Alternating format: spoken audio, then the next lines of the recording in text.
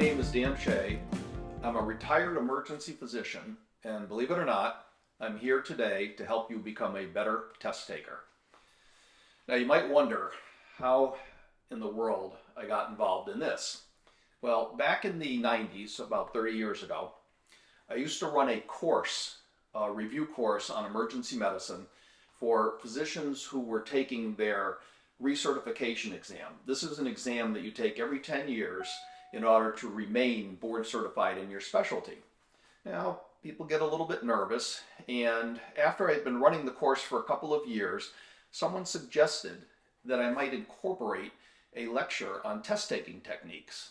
I had never even thought about it prior to that, but I agreed to look into it, and when I did some research, I found out that there have actually been studies on high-scoring test takers versus people who don't do well on tests. And it turned out that the good test takers, or the high-scoring test takers, all have characteristics in common.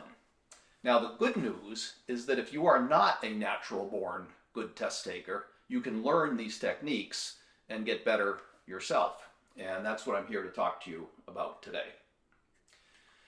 So, of course, for some people, test day represents the picture on the left, and what we want to do for all of you is turn it into the picture on the right.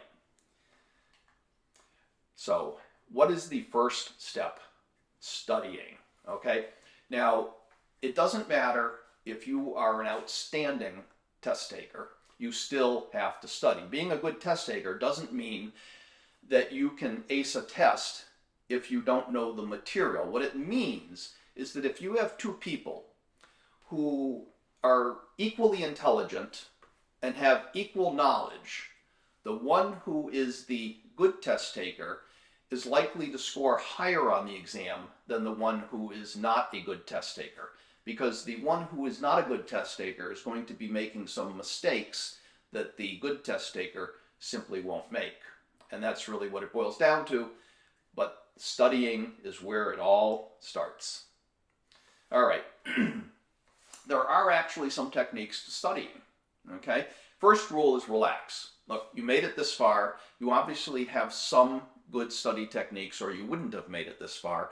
But the study techniques or habits that you formed in high school may not be adequate for college, okay? Things are, it's been ramped up a notch here, okay? You're in college now. No excuses. You can't say I didn't have time. Or anything like that. You really need to ramp up things a bit. So, but again, you did make it this far, so relax. You do have the basic tools that you need. The next thing is stick to a schedule, okay, and avoid distractions. This is very important. Okay, you don't want to just study, 5 minutes here, 10 minutes there. That's not really going to work all that well. What you want to do is set a schedule. Let's say I'm going to study from 8 p.m. to 10 p.m. And then I'm not only going to rest, but I'm going to reward myself by watching my favorite TV show. Or in the morning, you might say, I'm going to study from 7 a.m. to 9 a.m. and then I'm going to go for a run around the neighborhood, which is something that you really enjoy doing, and that's your reward. It doesn't really matter what it is. It's whatever floats your boat. But, stick to a schedule and then give yourself a little bit of a reward as an incentive. And you do need some rest periods in between. Now, it is actually true that your brain gets full, okay? Recent studies have shown that your prefrontal cortex up in the front of your brain, which is what allows you to concentrate, does actually get filled up with a chemical called glutamine when you've been concentrating for very long periods of time. And the way that you reverse this is by resting and doing things that don't require a lot of concentrating. Now, it's going to be a little different for everyone, and it certainly changes as you get older. When I was in medical school, I could focus like a laser beam for 8 hours at a time. Now I'm lucky if I can focus at all for an hour or two. But it's different for everyone. So you find out what works for you. If all you can manage to do is study for 1 hour at a time, study for an hour, take a rest break, and then come back and study for another hour. All right. Now, how do you study? Okay. There are effective ways to do this. The first thing is survey. Let's say you're going to spend the next 2 hours studying, and it's 20 pages that you have to study, okay? the first thing you do is flip through that 20 pages. You're not reading it. You're just kind of flipping through, and you're trying to see what it covers and get some sense of the difficulty of the material. See if there's some area that you might need to spend a little more time on. But at least it's kind of like looking at a map before you set out on a trip. So just kind of know what you're getting into. Just take a minute or so. Then as you're going through, one thing that can be very helpful is to think of the material as answers to questions, sort of like on Jeopardy, okay? You read something and then try to come up with a question for which that would be the answer. Okay, it's a good way of just implanting the material in your mind. The other thing is read actively. Okay, and this is one of the things you should be learning in college anyways, to read actively or read critically.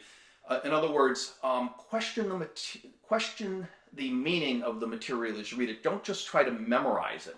Try to understand it. Okay, in some cases you have to memorize certain things. There's just no other way around it. But in many cases, rather than just memorizing something, try to understand how it works. Try to understand how you get there.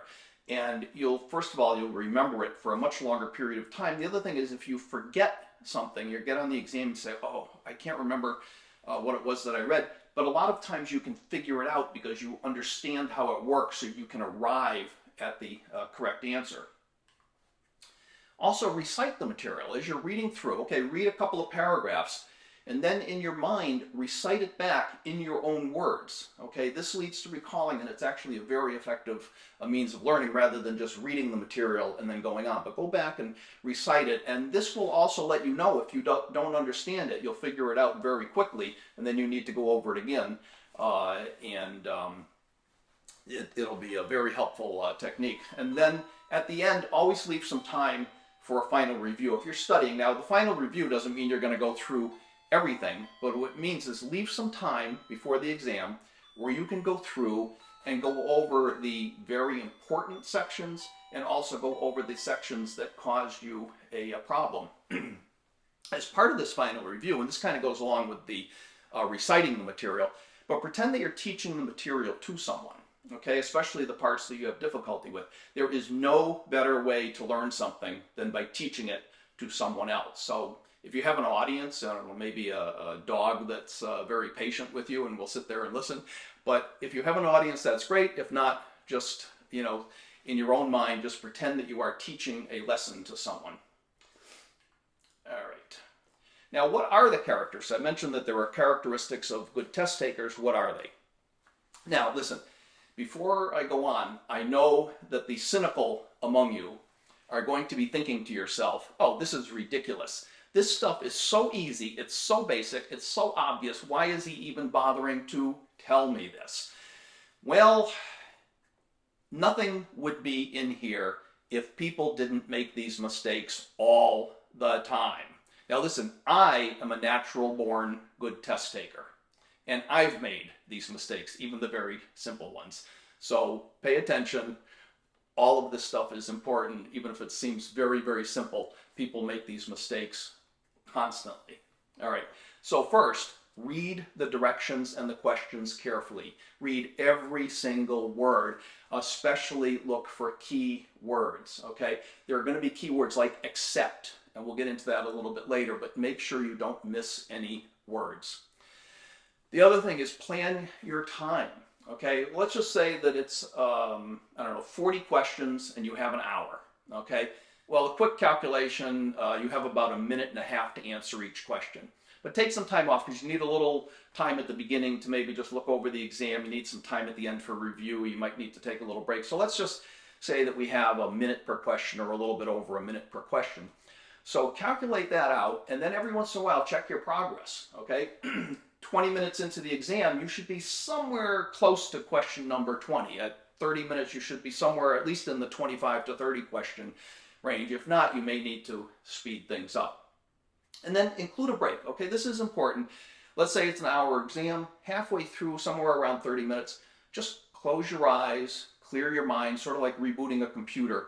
But this is actually a very helpful thing, and you can do it for 30 seconds, you can do it for a minute, whatever works for you, but it actually is worth taking that very short break just to refresh your mind. All right, this is a big one. All right, answer the easier questions first. What do bad test takers do? What they do is they hit a question that's a little complex and they don't know the answer, and they say, okay, I can figure this out, but 4 minutes later, you're supposed to spend about a minute or so per question. 4 minutes later, they still haven't figured it out, or maybe they finally figured it out, whatever, but they've put themselves behind. And you run into 3 or 4 questions like that, that can be a real problem. What a good test taker does is looks at this question, says, okay, this is going to take a little more effort, so what I'm going to do is mark this question and come back to it later. And you might end up with 3, 4, 5 questions that you need to come back to, but the problem is that if you spend too much time on them as you're going along, you may run out of time at the end and then not answer some questions that you would have gotten correct. So in any case, difficult questions, mark them, come back later. The other thing is eliminate distractions. Okay, a lot of questions might have some unrelated information in there. What you really want to do is boil the question down to its essence. What is the question really asking? Okay, what is it specifically asking? One example of this, of a distraction, might be some wordy questions. Okay, you might have a question that starts off with, you're a funeral director in Des Moines, Iowa. A family comes in to make arrangements for their loved one. He's a veteran. They want him buried in the local national cemetery. They want him buried in his uniform. He has jaundice from liver disease. Which of the following chemicals will use for embalming? Now, none of that question matters except the very end, the part that he is jaundiced and that you need to use some specific chemicals for embalming. The rest of it is all just a distraction. It's all fluff. You can forget about the whole part about him being a veteran and so on and so forth. None of that matters. The problem is that a bad test taker might get caught up and say, wait a minute, this question sounds simple, but there's got to be more to it. Why would they put that first part in there if it isn't important to the answer? Whereas the good test taker will look at it and say, that stuff doesn't matter. This is the part that matters. This is the essence of the question. Mark it and move on. All right. The other thing is look for hints from other questions. We'll give some examples of this, but you would be surprised at how often a different question will give you the answer to one of the other questions. All right. Another one is don't read into questions too deeply. There are no trick questions. Okay. A bad test taker is going to, again, look at the question and say, this seems simple. It seems to be asking this, but what is it really asking? There's got to be something I'm missing here. No, there are no trick questions. Whatever the question seems to be asking, that's what it's asking. Just answer it and move on. And then recheck your answers, but keep in mind that your first impression is usually correct, and you never ever want to change your answer just on a hunch. If you're going to change an answer, you have to have a really, really good reason to do so. And again, we'll talk about that later. But you're much more likely, unless you have positive proof that you now know the correct answer, you're much more likely to change a correct answer to a wrong answer than the other way around. So yes, go back and recheck, but don't change any answers unless you absolutely know that you're changing it to a correct one. And then finally, guess if you don't know. Okay. Never leave a question blank. You're automatically going to get it wrong, whereas if you at least guess, you probably have at least a 1 in 4 chance of getting it correct. All right, critical steps. All right, you're now sitting down to take the exam. Number 1 is read every possible answer, even if the first choice appears to be correct. So in other words, you read the question, you read the first answer, A, and maybe you're in a little bit of a hurry, you feel like you're going to run out of time, so you see that A is correct, you mark it A, but you're wrong. Why? Because A, B, and C were all correct, and the real answer is D, which is all of the above. Or the other thing is you might have missed a key word like except, okay? It may have said all of the following are correct except. So you read A, you see it's correct, but then if you read B, you see that's also correct. Okay, C is incorrect and D is correct. Well, the real answer is C, the answer that's incorrect, because they wanted to know the one that was not correct. Okay, that was a mouthful, but I think you get the picture. All right. The other thing, again, is your first impression is usually correct when you go through, but just consider every alternative. In other words, even though your first impression when you see an answer that it's correct, it's usually going to be right, but just make sure that you're not missing something. I know, listen, I'm a fast reader, and what I would always do is I would read the question, look through the answers, pick the one that I thought was correct, and even if I was pretty sure, I would go back and just very, very quickly reread the question, make sure I didn't miss a key word or anything, and then go ahead and mark my choice. And the vast majority of the time, it wouldn't change anything. But every once in a while, I would see something that I missed, so that I misinterpreted the question, and it would change my potential answer. The other thing is sometimes when you're having trouble with a question, try to rephrase it in your own words. You know, you look at the question and say, what is this asking? And then we'll try to rephrase it in your own language, in your own words, and sometimes that can be helpful and lead you to the correct answer. Now, let's talk a little bit about key terms. I've already mentioned this a bit, but questions will often contain a key word or a key phrase, and these are critical because they can completely change the meaning of a question, just like I mentioned except, right? All of the following are true except. Well, that just switched it all around and completely changed the question. And missing a key word when you're reading it, reading the question, is a huge source of error. And we've all done it. It's very easy. And a lot of times, especially if you're in a rush, you look at something, you skip a word, your eye just skips right over it. Or you think the question says one thing when it really says something different. So just be aware of that.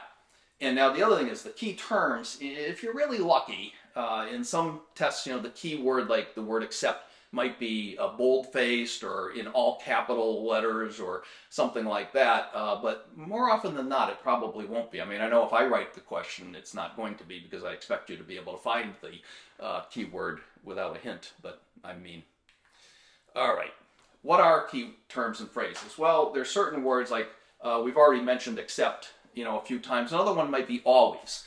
So you have 4 answers, and 3 of them are often true, but only one of them is always true 100% of the time. Well, that's your correct answer if it says which of the following always occurs. And then, of course, never is just the opposite. Which of these never occurs? And these are keywords that are very, very important to keep an eye out for. All right. There are many, many others, but that's the basic principle. All right. Also, watch out for negative words. Okay, when it says which of the following does not apply. Well, this is another version of all of the following are true except. Just another way of saying it, but some people have trouble with these types of questions, these negative word questions. Well, one thing you can do is just turn the question around. And instead of saying, which of the following does not apply, say to yourself, okay, which of the following does apply? And then what you do is you find the 3 answers that do apply, and the one that doesn't fit is the correct answer. Sometimes that can be a helpful approach. All right. Now, let's give some examples of some of the things that we're talking about in some of these techniques. All right, question and answer association.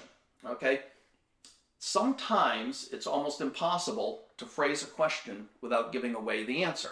What you're looking for is a synonym or words that are similar. Now, in this case, threw in a medical question here, and we're talking about intubation, which is where you put the plastic tube in the airway and then put somebody on a ventilator, okay? And there are many different ways of doing it. So we want to know, of those, nasopharyngeal intubation is one of the techniques that you can use, and we want to know what that means. Well, you don't know anything about intubation, but you can get this question correct very easily, okay? How? By looking for similarities, all right? Naso means nose, all right? If you look down, answer C says nasal, which of course also means nose. Even if you don't know that, the 2 words are very, very similar, right? So A is through the oropharynx, that means through the mouth. B is through a stoma or a surgical opening, and then the last one is just something completely different. It talks about the esophagus. But the only one that is similar is naso and nasal, so that basically gives away the answer. All right. Now here's another example, and I took this one out of your board review course question, so this is a very legitimate funeral service question. All right. An inflammation of the muscular wall of the uterus is referred to as, well, if you put itis at the end of any question, it means inflammation. Okay, hepatitis is inflammation of the liver and so forth. Well, metritis would be inflammation of the uterus. So all four answers mention metritis or inflammation of the uterus, so that doesn't help you to narrow things down at all. However, you want to know about the muscular wall of the uterus. Myo means muscular. Okay, all the others refer to in or around the uterus, but myo is the only one that means muscle, so therefore A, myometritis, must be the answer. All right, related question disclosure, I should say. All right, so this is where you might find the answer to one question in another question. And again, this is one of the very, very few times when you can legitimately go back and change an answer that you have already marked. All right, I like history, so I threw in a history question here. All right, who served as Supreme Allied Commander in Europe during World War II? Now, you don't like history, okay, and you kind of dozed off during this class. So you look at it and you say, I don't know, I've heard of General Douglas MacArthur. I don't know who those other guys are, so you mark D, General MacArthur, as the correct answer. 9 questions later, you come across this one. As Supreme Allied Commander in Europe during World War II, General Eisenhower oversaw the planning of, okay, well, that tells you that the answer to the previous question was actually Dwight Eisenhower, not Douglas MacArthur. So you can go back and change that answer. Unfortunately, it doesn't give you the answer to this question, but hopefully you know that D-Day, C, is the correct answer. All right, all of the above. Okay, when you get an all of the above question, statistically, it's usually correct. Hopefully you just know the material so you know whether it is or not, but if you had to guess and you had no idea, mark all of the above because just you have a better chance of getting it correct statistically. But better than that, try to find 2 of the answers which are definitely correct, and in that case the answer has to be all of the above. Okay, for example, which of these following muscles are found in the thigh? Well, I think we all know that the quadriceps and the hamstrings are found in the thigh, right? Especially if you have ever pulled your hamstring, pulled a hammy, or strained your quadriceps. But we all know that A and C have to be correct. Now, you've never heard of B, the vastus lateralis, but if A and C are correct, then B has to be correct, and the answer is all of the above. For none of the above, there's no trick. You basically just have to know the material, and you have to know that all the alternative answers are incorrect and that none of the above is the correct answer. All right, relative position. This is something that, again, it's not always going to work, but let's say you just have no idea. This is one of those techniques where instead of making a wild guess, you can make a more educated guess, and at the very least you can narrow down the possibilities before you mark the answer and increase your chances of getting it correct. So let's say that you have a bunch of values. More often than not, it's not going to be the highest value or the lowest value that's correct. It's usually going to be one of the in-between ones. But again, there's no substitute for actually knowing the material through studying. But here's how this works, okay? So I looked up the most recent population of the United States, and here are the possible answers, all right? Now, the first thing I'm going to do, I'm actually going to do 2 things here. The first thing I'm going to do, if you look over on the right side of this slide, what I did was I placed the numbers in order because they were out of order in terms of being listed as the answers. What I did is I put the smallest number at the top and I put the largest number at the bottom, and I crossed those out, so I'm left with the 2 numbers that are in between. Notice the other thing I did was that these are in hundreds of millions, and what I did was I narrowed it down to just the first 3 numbers, because anything after the first comma is a distractor. It really doesn't matter. the numbers are far enough apart that all you really have to worry about is the first three numbers, and it just simplifies things. So again, a good test taker is going to automatically ignore anything after that first comma without even thinking about it. All right, so now we're left with two numbers, and now you have to apply a little deductive reasoning, a little bit of logic or common sense, and you think to yourself, well, which of these numbers is it? I know that population control has been an issue for a long time, and the population's been growing, so I'm going to go with the higher of those two numbers, which actually is the correct number, A, or 332 million. All right. Non-parallel options, and again, don't worry about these titles. It says things like non-parallel options and all the other. It doesn't really matter that you remember any of that stuff. In fact, ignore it.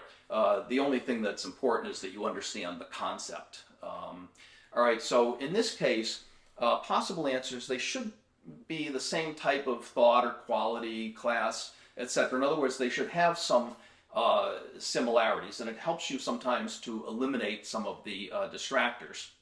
Now, here's an embalming question.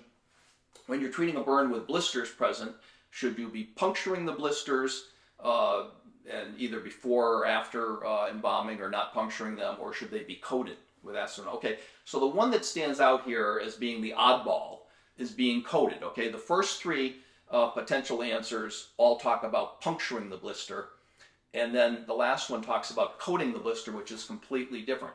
So there's two possibilities here. Either coating the blister is the correct answer, or as an outlier, it's the incorrect answer, and now you have narrowed it down to one of three. So first of all, you need to make that decision first. But once you make that decision, and in this case, you narrow it down to the first three, and the correct answer is A, that you punctured prior to embalming. But at the very least, what you did is you narrowed the possibilities down so that increased your chance of getting it correct. Now, judgment questions. All right. These can be tough, but you know, what you want to do in this case is apply the standard of what would the experts agree on, even if you disagree with that conclusion. Try to think like the test maker, and also just, this is not the time to express your own opinion. This is the time to mark the book answer and get the question correct, get the points, even if you disagree with it. For example, let's say that in class you learned a certain manner of approaching grieving families. And this is right out of the book. This is what most people do. This is kind of the standard answer, but you happen to disagree with it. You think that there's a better way to do it, and you might be right. When you own your own funeral home, or when you work for a funeral director who agrees with your approach, you can certainly do whatever you like. However, for the purpose of the question, even if you disagree with the book answer, mark the book answer. This is not the time to stand on principle, because all you're going to do is hurt yourself. Argue about it in class later, but mark the answer that you know is correct and take the points and move on. All right. Here's one. Okay, sometimes questions, it doesn't have to be a math question, it could be something else, but sometimes you get these questions that just appear very complex. You read it and your mind wants to explode, and you say, oh, I'm tired, I don't really want to deal with this. Okay, well, a lot of times these questions are much, much simpler than they appear at first. And this is a good point, and that is, whenever you're faced with a question of any type that seems a little bit complex, just relax for a minute and break it down into smaller components. Don't try to digest it all at once. Just break it down into smaller and simpler components. For example, okay, this says compute the area of a circle with a 90-degree section of 15 square inches. Okay, whew, alrighty. Don't really like math and you forgot your slide rule or your calculator, but this is actually much, much simpler than it appears. All right. So what it's saying is that a 90-degree section of the circle, which hopefully you know is 1/4 of the circle, has an area of 15 square inches. What is the area of the entire circle? Well, it's 4 times 15, and hopefully you don't need a calculator for that. So it turned out to be much, much simpler than you originally thought. The other thing is that on an exam, unless you're allowed to use a calculator, math questions are usually going to be relatively simple, something that you should absolutely be able to do in your head. All right, kind of on a similar note, I always hated these questions, these complex questions where they, you get this paragraph and then it gives you maybe 5 choices and it says, okay, is it 1, 2, and 5? Is it 2 only, etc. Okay, these can absolutely give you a headache. But once again, they're often much simpler than they originally appear. The key again is to break it down into simpler components. Now, one type is where they ask you to place things in order. Okay, what would you do first, second, third, and fourth? All right, well, here's an example of that. Okay, now, you don't know anything about trauma care, but you're now the physician in the emergency department in the trauma room when a trauma victim comes in, and what it wants to know is, of these 5 steps, which order are you going to perform them in? Okay, now you can very easily get this question correct even if you know absolutely nothing about trauma care. It's actually very easy.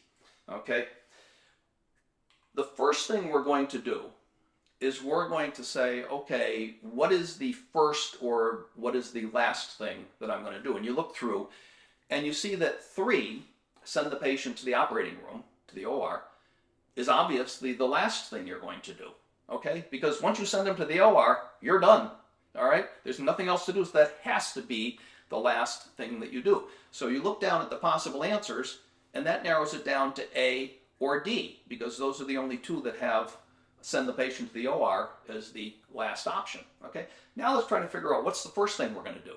Okay, well, this wouldn't be true 40 years ago when I first started out, because back then we didn't worry about getting blood on ourselves. We would get blood on our hands with a trauma victim and then just go wash it off in the sink. But then along came AIDS in the early 80s, and things turned completely upside down overnight. And nowadays, I think that most of you looking at this would say gown and glove is the first thing you're going to do. I mean, as you're walking to the room, you're going to stick on some gloves, and the nurse is going to throw a gown on you so that you don't get covered with blood. So that's going to be number 1. So there's only 2 potential questions that are, answers that have 2 as the first item, B and D, but the only one that has 2, gown and glove, as the first choice, and then send the patient to the OR as the last choice, is D. So D must be the correct answer. And even if you don't know the order of the 3 items in between, you could easily figure out that there really isn't any other option. That has to be the correct answer. So you should be proud of yourself. All right. The other thing is that if you have basically identical options, 2 or 3 identical options, they can't both or can't all be correct, because they mean the same thing. So again, something you don't really know anything about, but a little trick we learned a long time ago is that when you're going to numb up a cut to stitch it with some lidocaine or Novocaine, if you stick a little sodium bicarbonate into it, it takes away some of the sting. Okay, but this question is asking, what does it do when you add sodium bicarbonate to lidocaine? What does it do? Well, does it make the injection, the numbing, does it make it more complex, more difficult, more intricate, or more comfortable? Well, complex, difficult, and intricate all mean the same thing. So they can't all be true, because if one of them is the correct answer, then all 3 have to be the correct answer, right? So it has to be that it makes it more comfortable. It's the only option, really. So once again, you know absolutely nothing about this topic, but you were able to get the answer correct through some logic, some common sense, some deductive reasoning. All right. Opposite choices. All right. In this case, all right, sometimes you have a question where the answers present 2 opposite approaches. And the first thing you're going to do is decide which of those 2 approaches is the correct one, and then that's going to narrow it down so that now instead of having 4 choices, you have 2 or maybe 3 choices, but at least you've narrowed it down. This example, and this is something we unfortunately see in the emergency department, and it's always very, very tragic, but when you have a victim of domestic violence, okay, is it usually someone who on the one hand, has low self-esteem and feels kind of hopeless that they have no recourse? Or is it someone who tends to be very assertive and has a strong personality and doesn't take any nonsense from anyone? Okay, so you have to decide which of those two is more correct. Well, I think we all know that the more correct is someone who has low self-esteem and feels that they have no recourse, or that things are hopeless. So now we've eliminated two possibilities and we're down to one.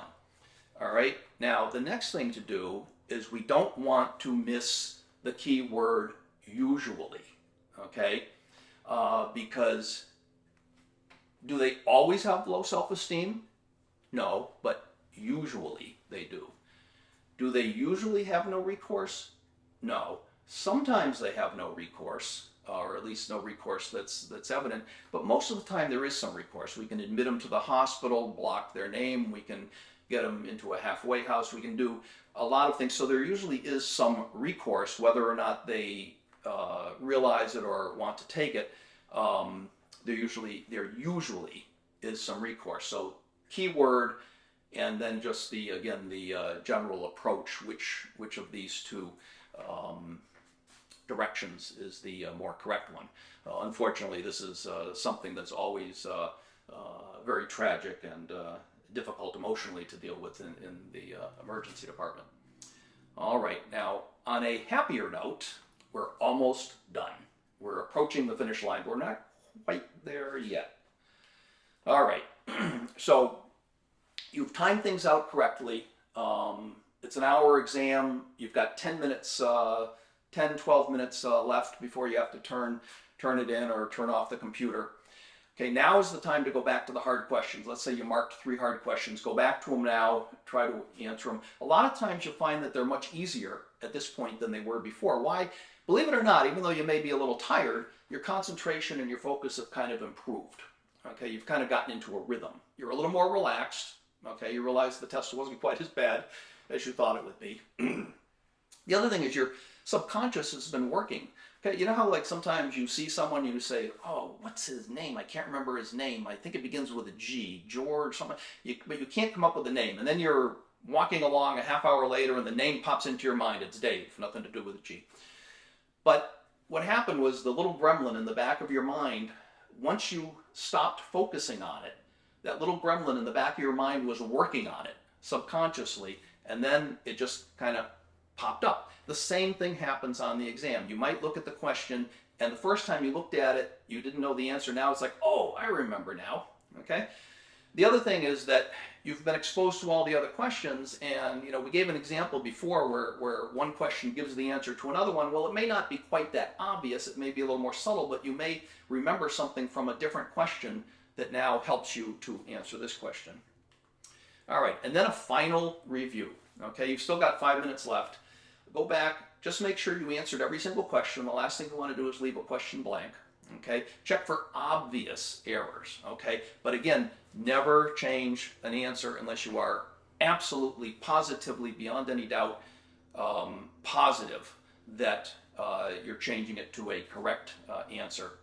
And this would be you found the answer in a different question, as we mentioned before, or you realize that you misread the question the first time. You see a key word, they say, oh, I didn't see that the first time. Or you just now remember something that you studied that you didn't remember before. Otherwise, leave it alone. All right, and then the very last thing is, at the end, if you still have 1 or 2 questions that you just absolutely can't figure out, guess. There's no penalty for guessing, and you might get it right. You probably have at least a 25% chance, better than nothing. And always aim high, okay? Attitude is important. If passing is a 70, don't go into the exam thinking, all I need to do is get 70 to pass, because you probably won't do much better than that, okay? Go in planning to ace the exam, all right? Now, you may not ace it, but instead of a 70, maybe you'll get an 80 or an 85 or a 78 or whatever. But the important thing is always aim high, because even if you fall short, you're going to be a lot further along the road than you would be if you did not aim high. And now my friend Ranger, who happens to live with your professor, he tells me that my time is up. And I'd like to thank you for your attention. I hope that this was helpful, and I wish you all the best of luck.